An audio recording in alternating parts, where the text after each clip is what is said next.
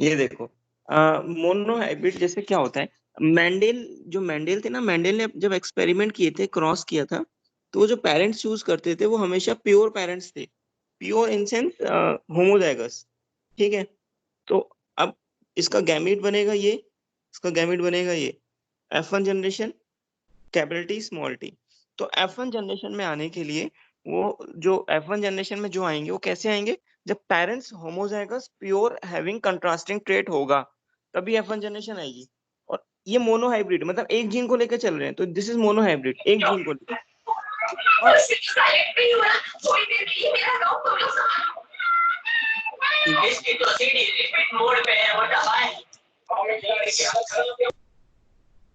ठीक है। और F2 जनरेशन कब आएगी, F1 की जब सेल्फिंग कराई, मतलब सेल्फ पॉलिनेशन। जब F1 जनरेशन को उन्होंने सेल्फ पॉलिनेशन कराया, तब F2 जनरेशन पे आए वो, तब वो किस पे आए, F2 जनरेशन पे। तो यही था कि भाई ये मोनो हाइब्रिड क्रॉस है पूरा का पूरा। मोनो हाइब्रिड मतलब एक जीन को लेकर चल रहे हैं। तो F1 जनरेशन में जो हेट्रोजाइगस कंडीशन बनी, वो एक जीन को लेकर बन रही है, तो पेरेंट्स तो हमेशा ऐसे ही होंगे। और F2 जनरेशन कैसे बनेगा, जब F1 की सेल्फिंग कराई जाएगी। तो डेट मीन्स F1 जनरेशन पे आने के लिए तो क्रॉस पॉलिनेशन हो रही है, देखो क्रॉस पॉलिनेशन। भाई capital T small T contrasting trait है, तो एक फ्लावर में तो हो नहीं सकता ऐसा। तो क्रॉस पॉलिनेशन F1 में आने के लिए क्रॉस पॉलिनेशन चल रहा है, और F2 में आने के लिए सेल्फ पॉलिनेशन चल रहा है। तो थोड़ा ये ध्यान रखेंगे बेटा, मेंडल के एक्सपेरिमेंट के कुछ ये रूल्स थे। अच्छा, और हम मुकुल कुछ पूछना है और? No sir. ठीक है, आगे बढ़े। सर यहाँ पे हम कितने हाइब्रिड तक पढ़ेंगे, मतलब डाई हाइब्रिड, ट्राई, कितने हाइब्रिड, क्रॉस, मतलब जैसे 10 में तो डाई हाइब्रिड तक थे। ट्राई हाइब्रिड मैं तुम्हें सारा बता दूंगा, ट्राई हाइब्रिड टेट्रा हाइब्रिड भी होगा, तो उसमें कोई दिक्कत नहीं आएगी। ये कुछ है नहीं, इजी है बहुत। ठीक है, बेसिक चीज आनी चाहिए बस, मैं तुम्हें बता दूंगा। ठीक है, स्टार्ट करें। चलो ठीक यस सर। यस है। सर। ओके, तो कल हमने प्रिंसिपल ऑफ पेयर, बेटा ये चैप्टर अच्छे से समझना, तभी समझ आएगा। किसी को कोई डाउट हो तो पूछ लेना तभी का तभी। ये चैप्टर बहुत इंपॉर्टेंट है, समझने का चैप्टर है सारा। ठीक है। खैर, दो हमने प्रिंसिपल ऑफ पेयर फैक्टर पढ़ लिया, प्रिंसिपल ऑफ डोमिनेंस पढ़ लिया। तो प्रिंसिपल ऑफ डोमिनेंस क्या बोलता था, एक बार फटाफट से रिवाइज करते हैं फिर आगे बढ़ते हैं। जो हम प्रिंसिपल ऑफ डोमिनेंस पढ़ रहे थे,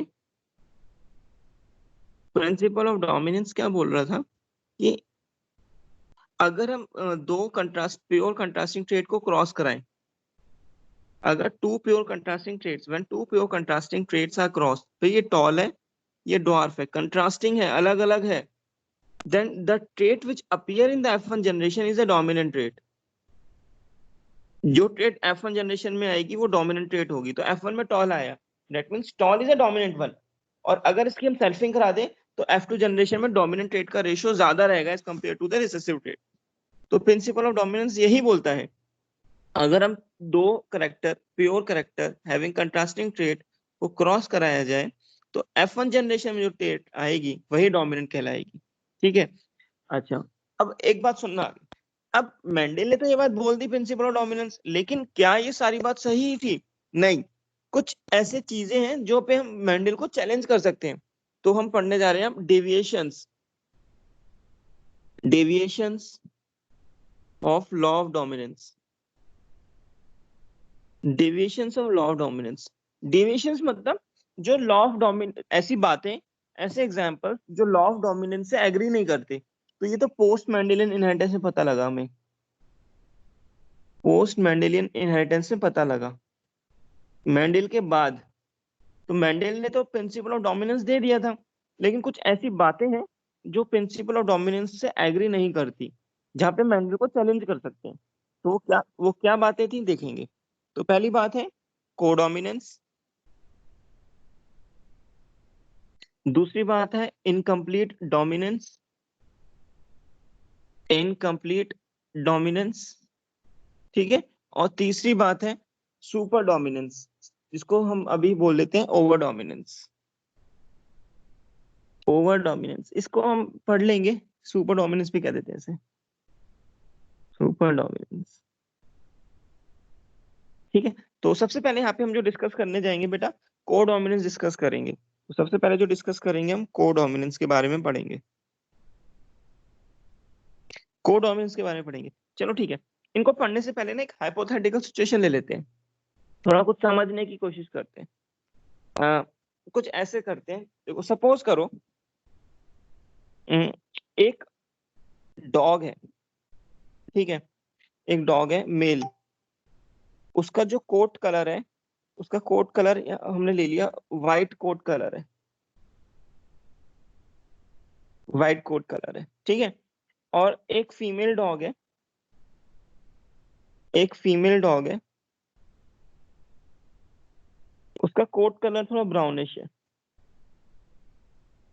तो इन दोनों को क्रॉस कराया गया, प्योर है दोनों, होमोजाइगस कंडीशन में, इन दोनों को क्रॉस कराया। तो F1 जनरेशन में भाई अगर मेंडल के अकॉर्डिंग, अकॉर्डिंग टू मेंडल, अगर व्हाइट कलर आ जाए तो हम क्या बोलेंगे, white is a dominant trait. अगर ब्राउनिश कलर आ रहा है F1 जनरेशन में तो मेंडल क्या बोलते थे, ब्राउन इज अ डोमिनेंट। लेकिन इस कंडीशन में हमें कुछ एक ऐसा डॉग मिला कि भाई उसका कोट कलर तो ब्राउन था पूरा, लेकिन उसमें कहीं ना बीच बीच में ना व्हाइट कलर के पैच है, व्हाइट कलर के पैच मिले। तो मुझे बताओ इस कंडीशन में व्हाइट कलर भी आ रहा है F1 जनरेशन में और ब्राउन कलर भी आ रहा है, तो प्रिंसिपल ऑफ डोमिनेंस तो बता ही नहीं पाएगा। प्रिंसिपल ऑफ डोमिनेंस के अकॉर्डिंग तो F1 जनरेशन में या तो व्हाइट कलर आए या ब्राउन। लेकिन अगर दोनों ही कलर आ गए, व्हाइट भी आ गया ब्राउन भी आ गया, तो this is the case of को डोमिनेंस। ये किसका केस हो गया, को डोमिनेंस का, जो कि मेंडल एक्सप्लेन नहीं किया था मेंडल ने। तो हमें ये पढ़ेंगे। अच्छा, एक और एग्जांपल ले लेते हैं थोड़ा हाइपोथेटिकली। सपोज करो कुछ ऐसा हुआ होता कि व्हाइट डॉग था मेल, ठीक है, और एक कौन सा कोई भी कलर का ले लेते हैं, ब्राउन कलर का ले लेते हैं, ब्राउन कलर का फीमेल। जब F1 जनरेशन में देखा, तो F1 जनरेशन में देखा ना तो व्हाइट कलर आया ना ब्राउन कलर आया, उन दोनों का कोई मिक्सचर आ गया, ना व्हाइट कलर आया ना ब्राउन कलर आया, इन दोनों का कुछ मिक्स कलर आ गया। तो no white colour, no brown colour, mixture of both colour, ऐसा आ गया। तो भाई मेंडल क्या बोलते थे, F1 में या तो व्हाइट आएगा या ब्राउन आएगा, लेकिन इस कंडीशन में मिक्स कलर आ गया, ना व्हाइट आया ना ब्राउन आया, इन दोनों का मिक्स कोई कलर आ गया। तो this is the case of incomplete dominance, this is the case of incomplete dominance. तो एक आसान सी हमने लैंग्वेज में पढ़ लिया को डोमिनेंस और इनकम्प्लीट डोमिनेंस। को डोमिनेंस एक क्या बार देखा, कोड एमिनेंस दोबारा बताना। मनु बेटा आवाज नहीं आई तुम्हारी, क्या बोलो बोलो। सर एक बार कोड डोमिनेंस दोबारा बताना। यस, को डोमिनेंस क्या होता है, जैसे एक हमने सिचुएशन ली थी, एक dog, mail dog white colour का था, फीमेल डॉग ब्राउन कलर की, ठीक है। जब इन दोनों ने क्रॉस किया तो F1 जनरेशन में प्योर थे दोनों, पेरेंट्स प्योर थे। F1 जनरेशन में भाई ब्राउन और व्हाइट कलर दोनों ही आ गए, ब्राउन कलर के ऊपर व्हाइट कलर के पैच बन गए डॉग के ऊपर, तो व्हाइट कलर भी आ गया और ब्राउन कलर भी आ गया। लेकिन मेंडल क्या बोलते थे, या तो व्हाइट आएगा या ब्राउन आएगा, जो आएगा वो डोमिनेंट कहलाएगा। F1 में तो एक ही ट्रेट आती है। According to Mendel only one trait appears in the F1 generation, only one, and the trait which appears in the F1 generation is the dominant one. But in this case of codominance, both the trait comes, like in this example, white color and brown color, both color come in the F1 generation. So this is an example of codominance. अगर white भी नहीं आया और brown भी नहीं आया, इन दोनों को फाइन मिक्सचर आ गया कोई, तो this is a incomplete dominance. तो कंप्लीट डोमिनेंस जो मेंडल बात करते थे, एक बार देखते हैं जो कंप्लीट डोमिनेंस मेंडल बोलते थे कंप्लीट डोमिनेंस के बारे में। तो जो कंप्लीट डोमिनेंस वाली बात होती थी, तो कंप्लीट डोमिनेंस क्या बोलता था कि पेरेंट्स हैं कोई, तो F1 जनरेशन में वन ट्रेट आएगी, केवल वन ट्रेट, और जो ट्रेट आती है वन, वो डोमिनेंट ट्रेट होती है according to Mendel, and this is the case of complete dominance. Codominance का केस होता है जब, तो को डोमिनेंस में F1 जनरेशन में both trait come, both the trait both the trait comes, ठीक है। तो भाई दोनों ट्रेट आ रही है, मैंडल से डेविएट कर रहा है इनकम्प्लीट डोमिनेंस में, इनकम्प्लीट डोमिनेंस में। F1 जनरेशन में fine mixture of both the traits, दोनों का ट्रेड का फाइन मिक्सचर आ गया, मतलब दोनों ट्रेड नहीं आई, दोनों ट्रेड का फाइन मिक्सचर आ गया, तो उसको बोलते हैं इनकम्प्लीट डोमिनेंट। तो ये जो दो बातें लिखी है हमने यहाँ पर, ये वाली दो बातें, ये दो बातें डेविएशन है मैंडलिज्म का, ठीक है, जो मैंडल से एग्री नहीं करती है। तो बेटा यहाँ पे हम कंप्लीट डोमिनेंस तो हमने पढ़ लिया, तो को डोमिनेंस पहले पढ़ने जा रहे हैं हम लोग। तो को डोमिनेंस होता क्या है उसको एक बार सुनेंगे आगे, अब रियल में देखते हैं एक्चुअली कैसा होता है। तो हम यहाँ पे पढ़ने जा रहे हैं को डोमिनेंस, ठीक है, तो सुनना। केस है को डोमिनेंस। पहले मैं डेफिनेशन लिख देता हूँ। द फिनोमिना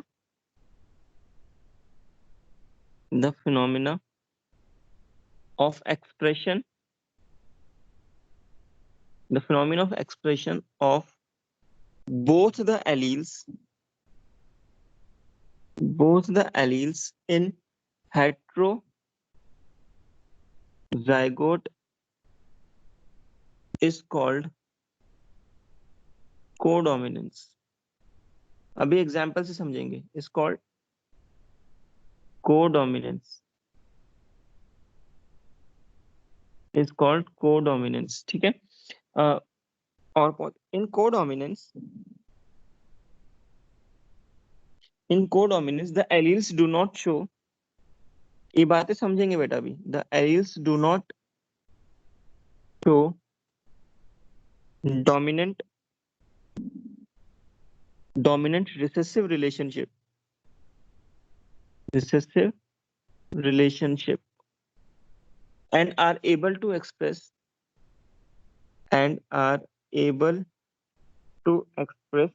independently,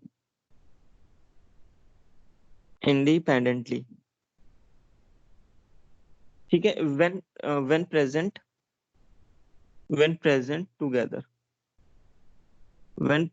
together, ठीक है। अब एग्जांपल ले लेते हैं एक बार, देखना। सपोज एक एग्जांपल ले रहा हूं मैं ए बी ब्लड ग्रुप का, तुम लोगों ने ब्लड ग्रुपिंग पढ़ी हुई है, ए बी ब्लड ग्रुप, ठीक है, ध्यान सुनना। ए बी ब्लड ग्रुप, अगर मैं तुमसे बात करूं, ध्यान सुनना बेटा, यहाँ पे पूरा बायोकेमिकल जेनेटिक्स पढ़ लेंगे ब्लड ग्रुप की। ए बी ब्लड ग्रुप जो होता है, हमारा जो ब्लड ग्रुप होता है ना, उसके लिए जो रिस्पॉन्सिबल जीन होता है वो आई जीन होता है, आई जीन, ठीक है।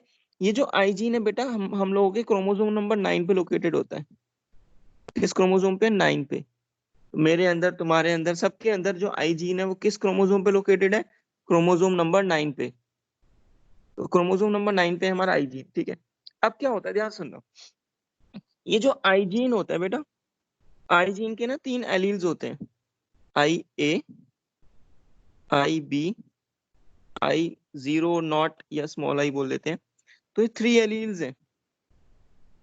अब कहने की बात ये है बेटा कि जो आई जीन के 3 एलील्स हैं, ये एक एग्जांपल है मल्टीपल एलील्स का। ऐसा क्या बोला, सुनना, ध्यान से सुनेंगे बात। भाई सपोज करो, एक एग्जांपल ले लेते हैं, मुकुल को ले लिया। मुकुल क्या ब्लड ग्रुप है तुम्हारा? सब बी। बी ब्लड ग्रुप है मुकुल का भाई। तो बी ब्लड ग्रुप मुकुल का जीनोटाइप ये वाला हो सकता है या फिर ये वाला, ठीक है, ओके। और हिमांशु बोलो क्या ब्लड ग्रुप है? सर बी है। मिटा देते हैं इसको,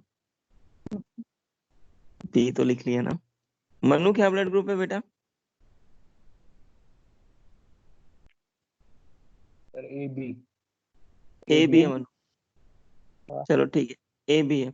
कोई ओ ब्लड ग्रुप वाला बच्चा बोले, किसका ब्लड ग्रुप ओ है? मेरा ओ है। नाम बोलो। Deepika. Yes sir. Deepika O blood group है भाई, लिख लिया ओ, ठीक है। अब सुनो, अब इन 3 बच्चों के नाम लिखे, इन 3 बच्चों में देखना कितने एलील्स मिल रहे हैं। आई बी मिल रहा है, ठीक है, आई ओ मिल रहा है, आई ए भी मिल रहा है। तो इन तीनों बच्चों में तीनों एलील्स मिल रहे हैं, आई ए, आई बी, आई ओ। क्या किसी एक बच्चे में तीनों एलील्स मिल रहे हैं? बिल्कुल नहीं मिल रहे। मुकुल में देखो IB मिल रहा है या IO, दो ही एलील्स मिल रहे हैं। मनु में देखो IA मिल रहा है, IB, दो ही एलील्स मिल रहे हैं। दिति में भी दो एलील्स मिल रहे हैं। तो इन दिस केस किसी एक इंडिविजुअल में आई जीन के दो एलील्स ही होंगे, लेकिन पूरे पॉपुलेशन में, हमारे इस क्लासरूम में, इस पूरे पॉपुलेशन में तीनों के तीनों एलील्स प्रेजेंट हैं। तो दैट मींस मल्टीपल एलेलिस एक ऐसा फिनोमिना है जो कि पॉपुलेशन में मिलता है लेकिन इंडिविजुअल में नहीं मिलता। ये इंडिविजुअल में नहीं मिलता।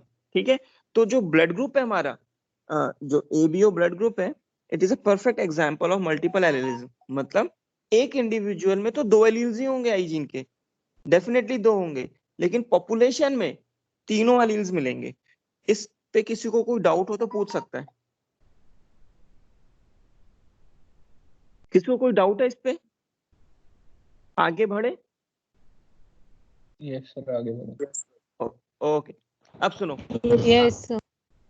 अगर कोई ए ब्लड ग्रुप है, सुनना बेटा, अगर कोई ए ब्लड ग्रुप है तो ए ब्लड ग्रुप ऐसे लिख सकते हैं IA, ठीक है, तो ए ब्लड ग्रुप ही है। IA और IO, ठीक है। अब मुझे बताओ IA और IO, ये कंडीशन हेटेरोजाइगोट कंडीशन है। अलग डालना, वो क्यों डाल रही है? कौन बोला है? पलक है सर, पलक डागर, म्यूट कर दो सर। म्यूट कर देते हैं। सर किसी को प्रेजेंटर बना दीजिए ना, वो करता रहेगा। बना मनु रखा है पर मनु को बना रखा है। खैर, मनु करता था। ए बना ब्लड रखा है ग्रुप, सर मेरे को। हाँ ओके। बेटा देखो हो क्या।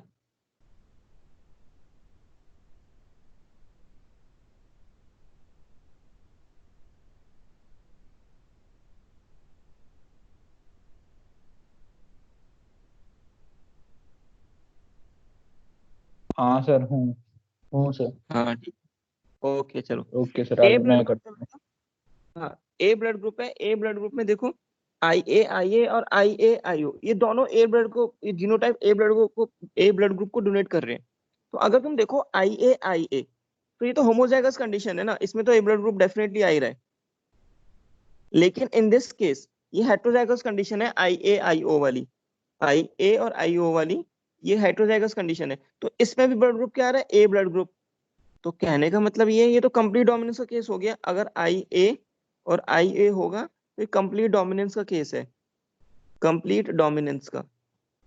फॉर एग्जांपल, भाई सपोज करो मेल है, उनका ब्लड ग्रुप ये है IA, इनकी मैरिज हुई एक फीमेल से जिनका ब्लड ग्रुप IO और IO है। तो अब मुझे बताओ इन मेल का गैमेट क्या बनेगा? IA। इन फीमेल का गैमेट क्या बनेगा? IO। इनके जो आइयो। प्रोजेनी, हाँ जो बच्चे होंगे IA और IO आ जाएगा।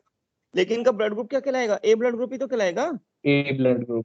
Yes sir. हाँ, तो ये तो मेंडल के अकॉर्डिंग चले गए। मेंडल क्या बोलते थे कि अगर दो प्योर कंट्रास्टिंग ट्रेट क्रॉस कराओगे F1 में एक ही ट्रेट आएगी और जो ट्रेट आएगी वो डोमिनेंट होगी। अब देखो ये ए ब्लड ग्रुप है, एक मिनट, ये ए ब्लड ग्रुप है और ये O ब्लड ग्रुप है, लेकिन F1 में तो ए ब्लड ग्रुप आया ना, ये ए ब्लड ग्रुप है, ये O है, लेकिन F1 में कौन सा आया? ए ब्लड ग्रुप। इन दोनों में से एक ही तो आया।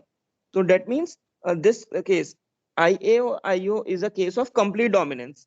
तो ये कंप्लीट डोमिनेंस का केस है यहाँ पर, मेंडल के अकॉर्डिंग चल रहा है। चलो ठीक है भाई, अब लेते हैं बी ब्लड ग्रुप। अगर हम बी ब्लड ग्रुप का भी एग्जांपल लें, एक मेल है, उनका ब्लड ग्रुप IB और IB है, इनकी मैरिज हुई फीमेल से जिनका ब्लड ग्रुप IO और IO है। गैमेट्स बना लेते हैं, इनका गैमेट IB बनेगा, इनका गैमेट IO बनेगा। F1 जनरेशन जो प्रोजेनी बनेंगी IB और IO, ब्लड ग्रुप क्या आएगा? B blood group. तो मुझे बताओ ये भी तो मेंडल के अकॉर्डिंग चल रहा है। This is also a case of complete dominance. Mendel के अकॉर्डिंग है बात, ठीक है भाई, मान लिया कि when two pure contrasting traits are crossed in the F1 generation only one trait appears, the trait which appear in the F1 is the dominant one। जैसे ये बी ब्लड ग्रुप था, ये O था, F1 में B blood group आ गया, ठीक है, dominant trait. अब एग्जांपल लेते हैं ये वाला, भाई सपोज करो ए बी ब्लड ग्रुप का एग्जांपल लेते हैं। सपोज करो एक मेल है, उनका ब्लड ग्रुप ये वाला है IA तो इनका ब्लड ग्रुप A है। इनकी मैरिज हुई फीमेल से जिनका ब्लड ग्रुप IB और IB है, ठीक है, मतलब B ब्लड ग्रुप है। अब इनके गैमीट्स बनाएंगे तो IA बनेगा मेल साइड से और फीमेल साइड से IB बनेगा, मान लिया। F1 जनरेशन जो प्रोजेनी बनेगी IA IB, तो इनका blood group AB blood group कहलाएगा, AB ब्लड ग्रुप। अब मुझे बताओ, ये जो मेल थे, मेल का ब्लड ग्रुप A था, यहाँ पे डोनेट किया हुआ A, फीमेल का ब्लड ग्रुप B है, लेकिन F1 में दोनों ही आ गए A और B। मेंडल क्या बोलते थे? मेंडल बोलते थे कि या तो A आए या B आए। According to the Mendel F1 generation में एक ही ट्रेट आती है, और जो ट्रेट आती है वो डोमिनेंट होती है। लेकिन AB ब्लड ग्रुप वाले केस में ये बात तो लागू ही नहीं। हाँ, AB वाले ब्लड, हाँ, AB ब्लड ग्रुप के केस में दोनों ही ट्रेट आ गई, A ब्लड ग्रुप भी आ गया, B ब्लड ग्रुप भी आ गया। So this is a perfect example of codominance. तो किसका एग्जांपल है ये? कोडोमिनेंस का। तो हमने जो यहाँ पे लिखा था एग्जांपल AB ब्लड ग्रुप लिखा था, मैंने A या B ब्लड ग्रुप नहीं लिखा था। तो example AB blood group show कर रहा है कि यहाँ पे कोडोमिनेंस का केस हो रहा है, ये रहा। This is a perfect example of codominance, ठीक है। अब सुनना ध्यान से बेटा, अगर सपोज करो, थोड़ा इसी बात को बढ़ाते हैं आगे, IA मेल्स थे, मैरिज हुई फीमेल से IB, ये फीमेल है, तो F1 जनरेशन में IB आ गया, that is AB blood group, that is AB blood group. अगर हम लोग F2 जनरेशन में जाएं, F1 की सेल्फिंग करा दें, चलो ठीक है, तो मतलब IB को सेल्फ करा दिया IB से। तो अब मुझे बताओ, इस साइड से जो गैमीट्स बनेंगे, IA बनेगा, IB बनेगा, IA एक बनेगा, IB एक बनेगा। इस साइड से भी दो गैमीट IA IB। तो F2 जनरेशन पे आ जाएंगे, A IA IB IA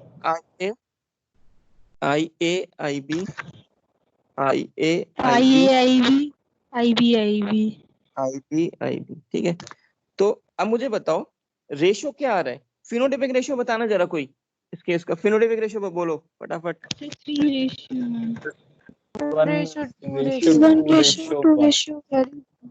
1:2:1। 1:2 ही है ये AB ब्लड ग्रुप, जीनोटाइप ये जीनोटाइपिक रेशियो बताना जरा।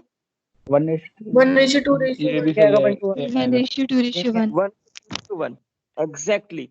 तो अब मुझे बताओ कंप्लीट डोमिनेंस से चेंज आया नहीं आया? कंप्लीट डोमिनेंस में जो फिनोटाइपिक रेशियो आता है वो 3:1 आता है, लेकिन in the case of codominance the phenotypic ratio is the same as the genotypic ratio. Genotypic ratio 1:2:1 है, तो फिनोटाइपिक भी वही आया, लेकिन कंप्लीट डोमिनेंस में ये रेशियो नहीं आता। कंप्लीट डोमिनेंस में जीनोटाइपिक रेशियो तो यही रहता, लेकिन फिनोटाइपिक रेशियो क्या आता? 3:1। याद करो, हाइट प्लान, टॉल और डॉर्फ। तो ये रेशियो समझ Yes, आया? sir. हाँ, तो in the case of codominance in F2 generation the phenotypic and genotypic ratio remain same, that is 1:2:1। तो लिख देते हैं in codominance phenotypic and genotypic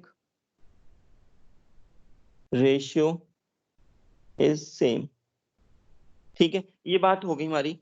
तो ये हमने कोडोमिनेंस का एक एग्जांपल पढ़ा, उसका एग्जांपल था blood group, AB blood group, ठीक है। आगे बढ़ते हैं जरा बेटा, इसको ही कंटिन्यू करेंगे अभी ब्लड ग्रुप को ही। तो सुनना, अगर हम बात करें AB ब्लड ग्रुप की, तो AB जो ब्लड ग्रुप था, इस पे तुम्हें मॉड्यूल में शायद क्वेश्चन मिल जाए, डिस्कवर किया था डी कैस्टेलो एंड स्टेनी ने। और ABO ब्लड ग्रुप, ध्यान रखना, ABO ब्लड ग्रुप जिसमें BO भी आ रहा है, AB में वो नहीं था। ABO ब्लड ग्रुप के बारे में बताया लैंडस्टेनर ने। हाँ सर, ये तो उसमें भी था सर्कुलेशन में नाम। हाँ ठीक है, तो कुछ नाम थे, मैं तुम्हें बताया। अब आगे बढ़ते हैं बेटा, अभी ब्लड ग्रुप खत्म नहीं हुए। जो नेक्स्ट हम आगे पढ़ने जा रहे हैं, वो पढ़ने जा रहे हैं biochemical genetics of blood group. Biochemical, हाँ बेटा बोलो। सर अगर ब्लड ट्रांसफ्यूजन के टाइम पे सर ये मैटर करता है कि जो ए ब्लड ग्रुप है वो IA से बना है या फिर IA IO से बना है? हाँ बेटा, मकुल ये भी डिस्कस करने जा रहे हैं अभी थोड़ी देर में बस। आ जाएगा Okay, अभी sir. अभी थोड़ी देर में आ जाएगा। Biochemical genetics of blood group,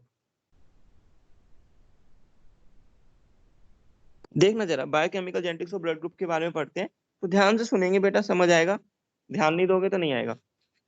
जैसे हमने बताया जो आई जीन होता है, आई जीन हमारे क्रोमोसोम नंबर 9 पे लोकेटेड है भाई, सबके, मेरे तुम्हारे सबके। अब जीन है भाई, हम लोगों ने पढ़ा था, जीन तो एक्सप्रेस करता है भाई, आई जीन है ये आई जीन है, इसका नाम क्या है, आई जीन। आई जीन ट्रांसक्रिप्शन करेगा तो एमआरएनए बना लेता है, इसका नाम है आई एमआरएनए। जब ये ट्रांसलेशन करता है एमआरएनए तो ये एक प्रोटीन बनाता है, उस प्रोटीन का नाम एक एंजाइम है, उस एंजाइम का नाम है ग्लाइकोसिल ट्रांसफरेज, ग्लाइकोसिल ट्रांसफरेज। तो मैं ये बोल सकता हूँ क्या, I gene codes for an enzyme and the name of the enzyme is glycosyl transferase.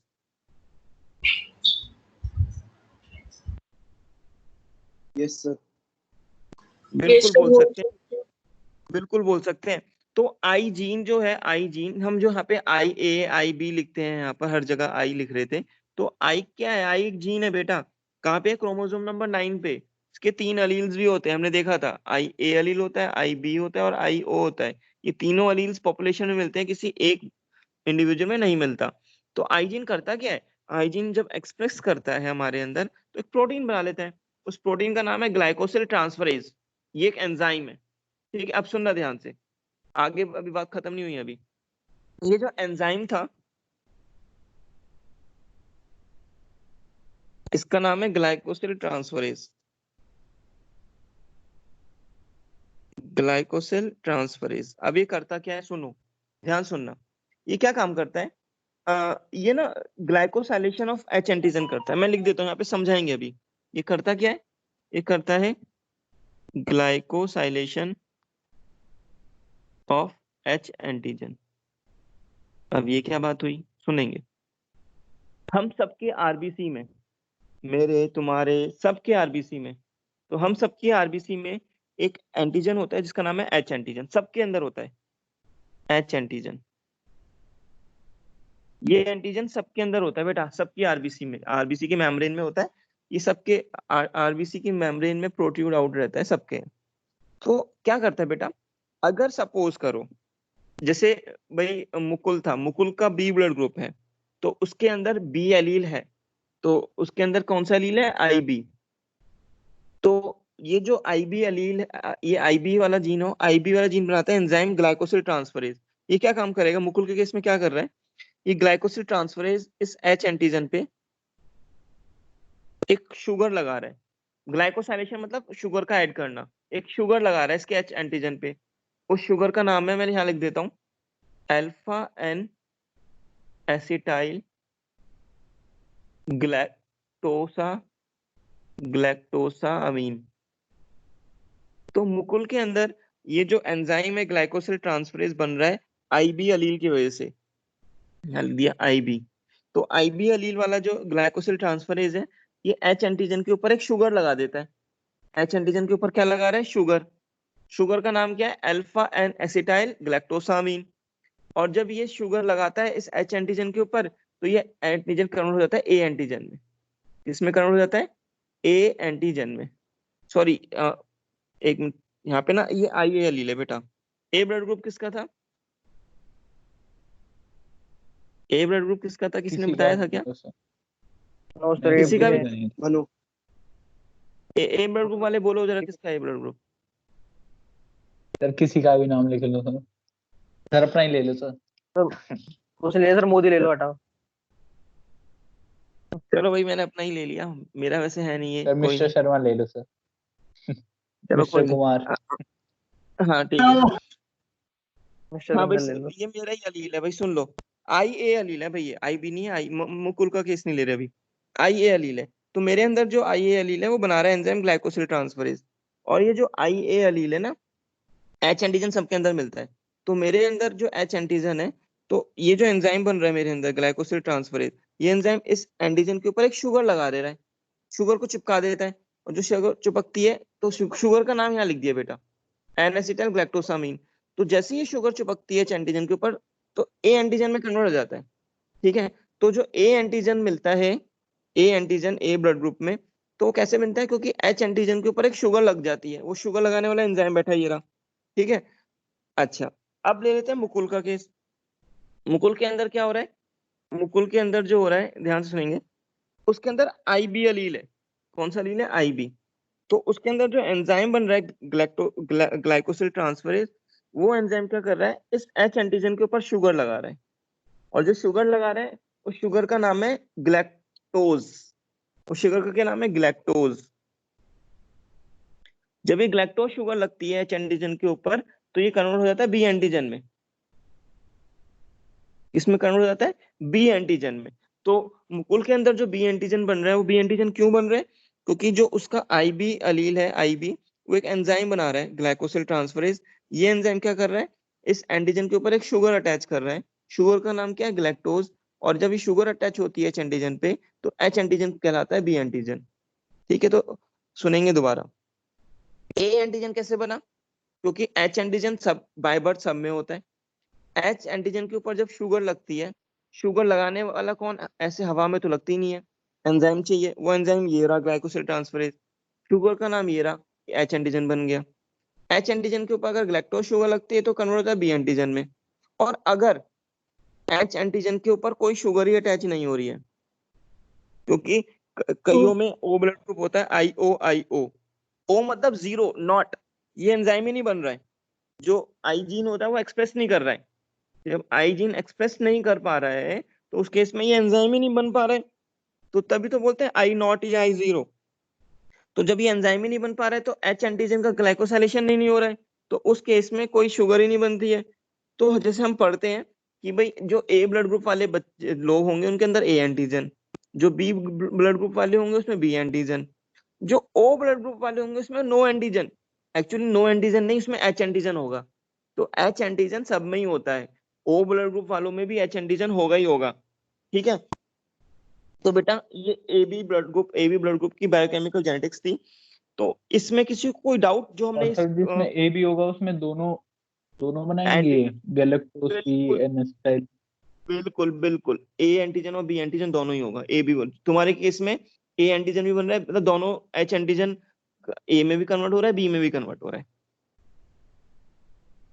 ठीक है, कि ओ ब्लड ग्रुप वाले में तो ये, हाँ सर ये हाइपोथेसिस होती है ना कि मतलब बी ब्लड ग्रुप वाले लोग ऐसे होते हैं, ए वाले ऐसे होते हैं। सर शुगर की वजह से होती है, वैसे ही मिथ है। ये तो एक्चुअली क्या करते हैं, जैसे मैं रिसर्चर हूँ, मैंने 1000 लोग इकट्ठे कर लिए, 1000 लोग में 500, तो भाई 200 ब्लड ग्रुप के ए बी वाले, 200 ये मैंने कुछ टास्क दिया। तो कौन जिस ब्लड ग्रुप वालों ने अच्छा किया तो ऐसे बोल देते हैं भाई ये वाले ब्लड ग्रुप वाले इस चीज में अच्छे हैं। ठीक है, तो ये जो एक्सपेरिमेंट्स होते हैं, ये जो थ्योरीज आती हैं वो ऐसे आती हैं।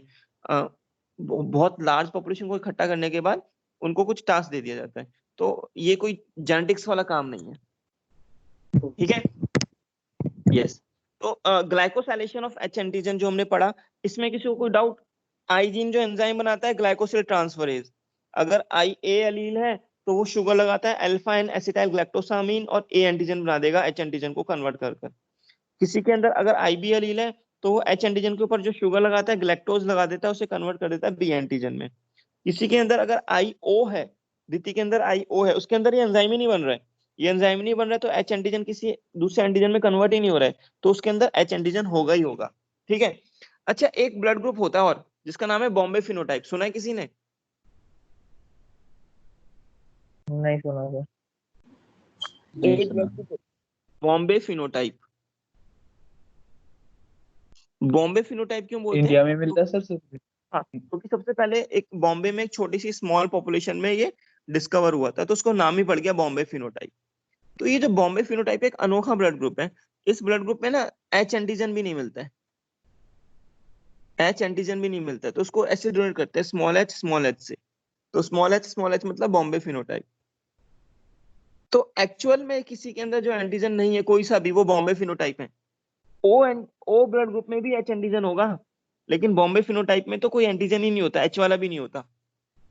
ठीक है, एक्चुअल में यूनिवर्सल डोनर ये होते हैं, अभी प्रूव करेंगे। देखो अब सुनना जरा, अब देखते हैं भाई ये डोनर वाला केस क्या होता है, ये समझते हैं कुछ। अब मैं कुछ लाइन लिख रहा हूँ यहाँ पे, उसको सुनेंगे। ड्यूरिंग द ब्लड डोनेशन, जब ब्लड डोनेशन की जाती है तो एग्लूटिनेशन एंटीबॉडी एंटीजन रिएक्शन हाँ, clumping occurs between donors antigen antigen of donor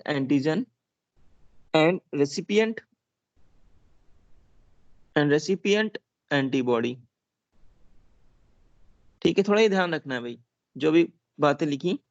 जो क्लम्पिंग होती है वो डोनर्स एंटीजन और रेसिपिएंट एंटीबॉडी के बीच में होती है। कैसे होती है देखेंगे जरा। तो मैं यहाँ पर बेटा कुछ ब्लड ग्रुप लिख रहा हूँ।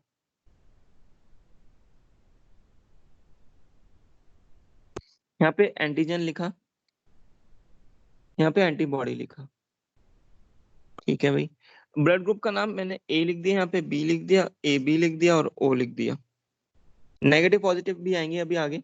तो अब सुनो, ए ब्लड ग्रुप का नाम ए इसलिए पड़ा क्योंकि उसके अंदर ए एंटीजन है। बी ब्लड ग्रुप का नाम बी इसलिए पड़ा क्योंकि उसके अंदर बी एंटीजन है। ए बी का नाम ए बी इसलिए पड़ा क्योंकि उसके अंदर ए बी एंटीजन है। ओ जीरो नॉट क्यों पड़ा, उसके अंदर कोई एंटीजन नहीं है, एच एंटीजन होता है। खैर, एंटीबॉडी अपोजिट होती है। एंटीबॉडी कैसे होती है, अपोजिट। अगर ए एंटीजन है ब्लड ग्रुप में तो एंटीबॉडी बी होगी। बी वाले में कौन सी होती है, ए बी ब्लड ग्रुप में कोई एंटीबॉडी नहीं होती है। ओ ब्लड ग्रुप में जो एंटीबॉडी होती है वो ए बी होती है। ठीक है, हाँ ए बी होती है। तो इस चार्ट को थोड़ा ध्यान रखेंगे। अब सुनो, अब सपोज करो कोई डोनर ले लिया हमने, डोनर ले लिया ए ब्लड ग्रुप का, रेसिपिएंट है बी ब्लड ग्रुप वाला। अब मैंने बताया था एग्लूटेशन कब कब होता है, जब डोनर का एंटीजन और रेसिपिएंट का एंटीबॉडी। अब मुझे बताओ, रेसिपिएंट जो बी ब्लड ग्रुप है उसकी एंटीबॉडी क्या होगी, ए। बी ब्लड ग्रुप वाले के पर्सन में एंटीबॉडी कौन सी होगी, ए। एंटी डोनर जो है ए ब्लड ग्रुप वाला, उसके अंदर एंटीजन कौन सा होगा, ए। अब मुझे बताओ, ये एंटीजन और एंटीबॉडी मैच कर गई। जैसी मैच करा क्लम्पिंग हो जाएगी। ब्लड ये ट्रांसफ्यूजन था वो रिजेक्ट हो जाएगा। ठीक है, क्लम्पिंग हो जाएगी ब्लड ग्रुप वाली ब्लड की। तो हम अगर डोनर का एंटीजन और रेसिपिएंट का एंटीबॉडी मैच हो जाता है तो गड़बड़ हो जाती है। लेकिन अगर सपोज करो ओ ब्लड ग्रुप वाले लोग हैं, कोई रेसिपिएंट अगर ओ ब्लड ग्रुप वाले, ठीक है, और डोनर कोई सा भी ले लो, ए बी ले लो, तो ए बी ब्लड ग्रुप में अगर बात करें कोई, अब देखो, अच्छा सुनो, ये रेसिपिएंट इसमें भी क्लम्पिंग हो जाएगी क्योंकि रेसिपिएंट ओ ब्लड ग्रुप है। ओ ब्लड ग्रुप में एंटीबॉडी कौन सी होती है बोलो, ए और बी दोनों ही होती है। लेकिन डोनर, एक मिनट, यस, डोनर का जो है, donor A B blood group है। अगर डोनर ए बी है तो उसके अंदर एंटीजन कौन सा है, ए बी। उसके अंदर एंटीजन कौन सा है, ए बी। मैच हो जाएगा, क्लम्पिंग हो जाएगी। लेकिन अब उल्टा कर देते हैं एक बार, अब रेसिपिएंट को ले लेते हैं ए बी वाले, और डोनर को कोई भी ले लो, डोनर ले लेते हैं बी। अब इस केस में देखो, जो डोनर है, डोनर का एंटीजन बी है, लेकिन रेसिपिएंट में तो कोई एंटीबॉडी है ही नहीं, तो क्लम्पिंग होगी ही नहीं। तो ए बी वाला यूनिवर्सल रेसिपिएंट होता है, यूनिवर्सल रेसिपिएंट। और जो ओ ब्लड ग्रुप होता है, ओ ब्लड ग्रुप, वो देख किसी को भी यूनिवर्सल डोनर रहेगा। और नेगेटिव पॉजिटिव वाला केस भी डिस्कस करेंगे, यूनिवर्सल डोनर होता है। लेकिन ओ ब्लड ग्रुप वाला जो इंडिविजुअल होगा, क्या वो बॉम्बे फिनोटाइप वाले को दे सकता है, आंसर करेंगे। हाँ सर, उसमें है तो है नहीं ही दे शायद। सकता, नहीं दे सकता, नहीं दे सकता वो वाला, क्योंकि उसके पास एच एंटीजन के खिलाफ एंटीबॉडी होगी। क्योंकि O antigen, O blood group के पास एच एंटीजन है, तो ओ ब्लड ग्रुप वाला बॉम्बे फिनोटाइप को नहीं दे सकता। तो इन सेंस, तो पूरा सच्चाई देखें तो यूनिवर्सल डोनर बिल्कुल नहीं है वो। यूनिवर्सल डोनर एक्चुअल में बॉम्बे फिनोटाइप होते हैं, बॉम्बे फिनोटाइप होते हैं एक्चुअल में यूनिवर्सल डोनर। ठीक है। खैर, तो ये हमने पढ़ा बेटा क्लम्पिंग ट्रांसफ्यूजन के बारे में, कुछ कब कैसे होती है। अब हम देखते हैं, अब थोड़ा आगे देखते हैं। सर तो हाँ बेटा, सर बॉम्बे फिनोटाइप वाला फिर किसी और के साथ मैचिंग करें, मतलब ऐसे जैसे क्रॉस करें तो कैसे होगा, मतलब बॉम्बे नेक्स्ट फिनोटाइप, जनरेशन में? हाँ तो बेटा जैसे कोई बॉम्बे फिनोटाइप वाले हैं, तो जो नेक्स्ट जनरेशन में जो जिस पार्टनर से करेगा तो उस पार्टनर का ही आता है इसमें। तभी तो बॉम्बे फिनोटाइप वाले इसलिए छोटे पॉपुलेशन मिला, वो कंसेंजिनस मैरिज शो कर रहे थे। कंसेंजिन मतलब आपस में ही मैरिज कर रहे थे। लेकिन आज की डेट में बॉम्बे फिनोटाइप बहुत कम होता जा रहा है। क्यों कम होता जा रहा है? इसलिए मैं कम होता जा रहा है क्योंकि अगर हम दूसरे मैरिज करेंगे तो जो पार्टनर होगा उस पे कोई और ब्लड ग्रुप होगा तो वो मिक्सिंग हो जाती है। तो बॉम्बे फिनोटाइप वाले बहुत कम लोग रह गए हैं इस वजह से। क्योंकि पहले क्या होता था, एक कंसेंजिनस मैरिज करते थे। कंसेंजिनस मतलब मैरिज बिटवीन द रिलेटिव्स। तो उस रिलेटिव में मैरिज करने के कारण बॉम्बे ऐसा जैसे फिनोटाइप, कैटल्स। हाँ, तो बॉम्बे फिनोटाइप वाला बॉम्बे फिनोटाइप से कर रहा है। तो ये ब्लड ग्रुप चलता आ रहा था, लेकिन अब ये बहुत कम होने लगा है इसी कारण से है। अब देखना जरा, एक होता है बेटा, अगर हम देखें, जो ओ ब्लड ग्रुप वाला है, ओ ब्लड ग्रुप वाला ए को भी दे सकता है, बी को भी दे सकता है, ए बी को भी दे सकता है, और ए बी वाला ए से भी ले सकता है, ओ से भी ले सकता है, और बी से भी ले सकता है। तो ये पूरा हमने एक चार्ट में बना दिया कौन किसको क्या दे सकता है। आप सुनो, एक होता है R H factor. R H factor, तो R H factor is a rhesus factor. R H factor होता है रीजस फैक्टर है। ये ट्रेट जो आर एच फैक्टर होना एक डोमिनेंट ट्रेट होती है, डोमिनेंट ट्रेट होती है, ध्यान रखना। तो अगर किसी के अंदर, सबसे पहले ये मंकी में मिला था, रीजस मंकी में, तो अगर ये आर एच फैक्टर किसी इंडिविजुअल में है तो उसे बोलते हैं पॉजिटिव। अगर ये आर एच फैक्टर नहीं है, एब्सेंट है, तो उसे बोलते हैं नेगेटिव। ठीक है, उससे बोलते हैं नेगेटिव। तो आर एच फैक्टर मैंने बोला था डोमिनेंट रेट है, आर एच पॉजिटिव, तो पॉजिटिव ब्लड ग्रुप होगा। Are H positive, are H negative, तो भी पॉजिटिव ब्लड ग्रुप होगा। Are H negative, R H negative, तो क्या हो गया, नेगेटिव ब्लड ग्रुप। तो ये थोड़ा ध्यान रखना। तो आर एच फैक्टर जो होता है, it is a dominant rate. ठीक है, अब इस वजह से अगर हम बात करें तो यूनिवर्सल डोनर एक्चुअल में अगर देखें तो ओ पॉजिटिव होगा या ओ वो नेगेटिव, बताओ। नेगेटिव, वो नेगेटिव यस, होगा सर। ओ ओ नेगेटिव होगा। नेगेटिव ओ नहीं, क्योंकि ये जो नेगेटिव में तो आर एच फैक्टर है नहीं ना, तो पॉजिटिव वाले को भी दे तो कोई दिक्कत नहीं है, नेगेटिव वाले को भी दे कोई दिक्कत नहीं है। लेकिन अगर ओ पॉजिटिव वाला किसी नेगेटिव वाले को दे दे तो दिक्कत हो सकती है। तो यूनिवर्सल डोनर हम ओ नेगेटिव को ही लेते हैं। अच्छा, आगे देखें, एक डिजीज होती है erythro erythroblastosis blastosis. Female R H positive and fetalis, female R H negative. R H positive और आर एच नेगेटिव। हाँ ठीक है,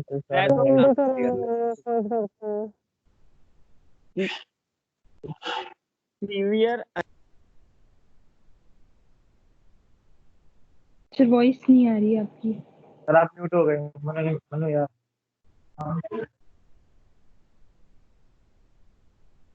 मैंने सबको करा था, सब हो गए सर, आप भी हो गए। सर भी हो सब गए। बोले जा रहे थे सर इसलिए। सर मनु को जॉब से हटा दो। फिर को जब करता हूँ पहले। ऐसे मत कर गया किसी को मत यार, सर भी हो रहे हैं हमारे। संभालू ने आपको म्यूट कर दिया सर, बताओ कैसा बच्चा है ये। अरे आंसर ही तो दे रहे थे यार, कुछ फालतू थोड़ी होगा सर। अरे सब बोले जा ए रहे थे, मनु, सर ने बोला बस बस बस इसलिए करा है, कोई गुनाह थोड़ी ना कर दिया। अरे किसी ने याद ए करके को मनु, लगा दिया अपना। सर को अनम्यूट तो कर दे। मैं थोड़ी ना करूंगा सर, खुद से होंगे अब। मांशु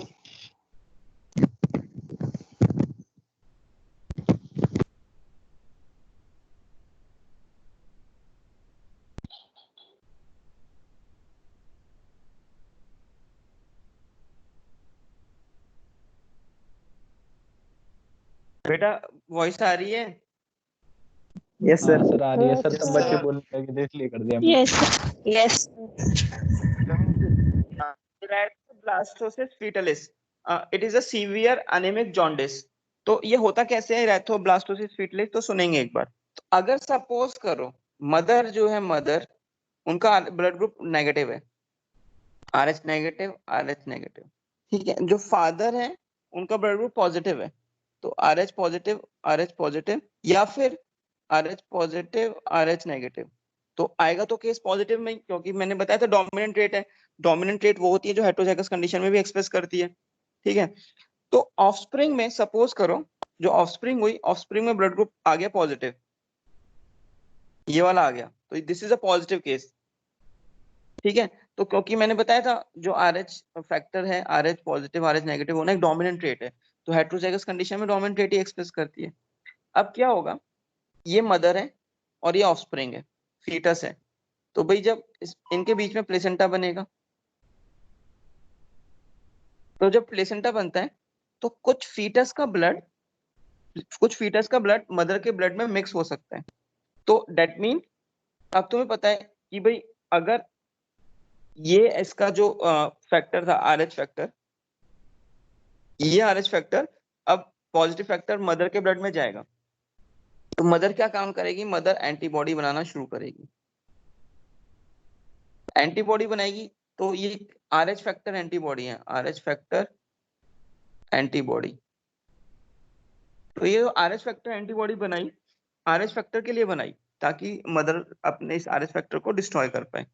तो जब तक ये एंटीबॉडी बनती है तब तक फर्स्ट चाइल्ड को कोई दिक्कत नहीं होती, फर्स्ट चाइल्ड नॉर्मली बॉर्न हो जाएगा, क्योंकि टाइम लेती है बनने में, फर्स्ट चाइल्ड नॉर्मली बॉर्न हो जाएगा, कोई दिक्कत नहीं है।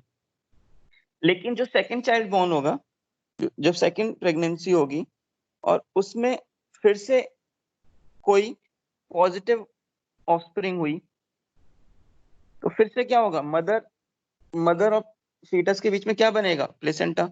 तुम्हें पता है एक IgG एंटीबॉडी होती है, प्लेसेंटा को क्रॉस कर जाती है, पता है ना। यस सर, यस सर, सबसे छोटी यस होती है सर, सर ये, यस सर। और सबसे ज्यादा होती है। बिल्कुल, हाइपरइम्यूनिटी। हाँ सबसे हल्की भी होती है, सबसे एफिनिटी ज्यादा रखती है, सबसे लाइटेस्ट होती है यही। तो अब क्या यस, करेगी, जो RH फैक्टर एंटीबॉडी बनाई थी मदर कम्पेयर ने, वो प्लेसेंटा को क्रॉस करके इस फीटस में आ जाएगी।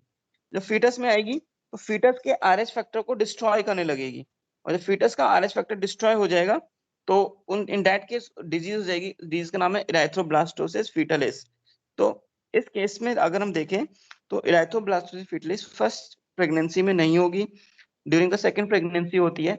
तो इसका ट्रीटमेंट क्या है, ड्यूरिंग द फर्स्ट प्रेगनेंसी के बाद ही हम एंटी RH फैक्टर इंजेक्शन लगा देते हैं ताकि ये एंटीबॉडीज को डिस्ट्रॉय करा जाए।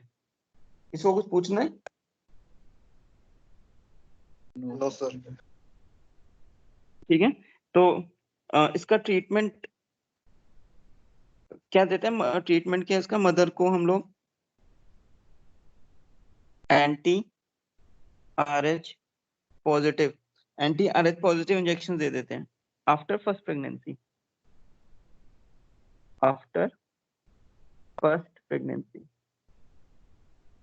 सर एंटी RH पॉजिटिव देंगे या फिर एंटी RH पॉजिटिव एंटीबॉडीज का देंगे? हाँ एंटीबॉडीज का ही बनेगा, एंटी RH पॉजिटिव एंटीबॉडीज के लिए।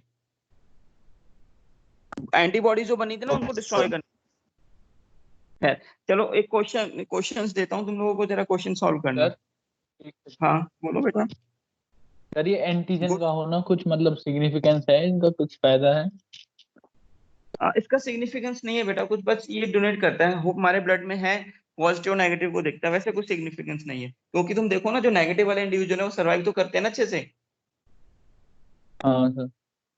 कोई दिक्कत तो है नहीं ना, नेगेटिव पॉजिटिव में तो कोई फर्क है ही नहीं वैसे, फिनोटाइपिकली या कुछ चेंज तो है ही, नहीं सर। आराम से जी पाएंगे, तो उससे कोई फर्क नहीं है। ठीक है, इनका होना या ना होना कोई मैटर नहीं करता। क्वेश्चन है बेटा, आंसर करना जरा। क्वेश्चन लिख रहा हूँ, suppose during evolutionary course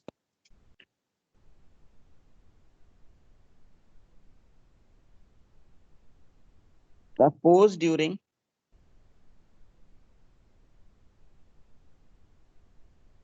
evolutionary course giving birth to young ones in human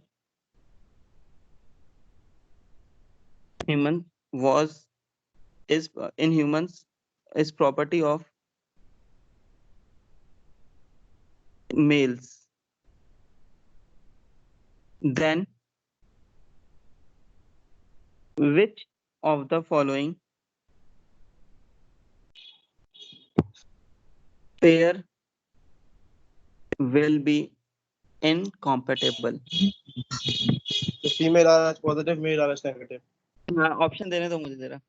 पहला option RH positive male and RH negative female. Second RH negative male and RH positive female. Third RH positive Second. Male and RH positive female. Fourth RH negative male and RH positive female. बताओ जरा। Second option. Sir, B. Second Second option. option. अच्छा, second और fourth तो same हो गया ना option. इसको RH negative कर देते हैं ना, ये RH नेगेटिव है। Yes. अब बताओ आंसर क्या आएगा बेटा। Second second option option. Sir. Second second option. आएगा sir, second. Correct Sir, second. Correct है बेटा, सेकंड आंसर डेफिनेटली। और अब क्योंकि मेल कर रहे हैं तो RH नेगेटिव मेल, इनकॉम्पेटिबिलिटी यही होगी। है एक और क्वेश्चन करना। A blood group man marries with a woman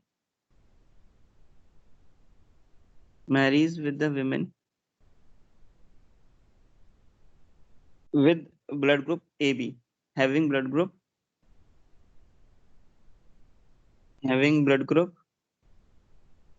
AB. Which of the following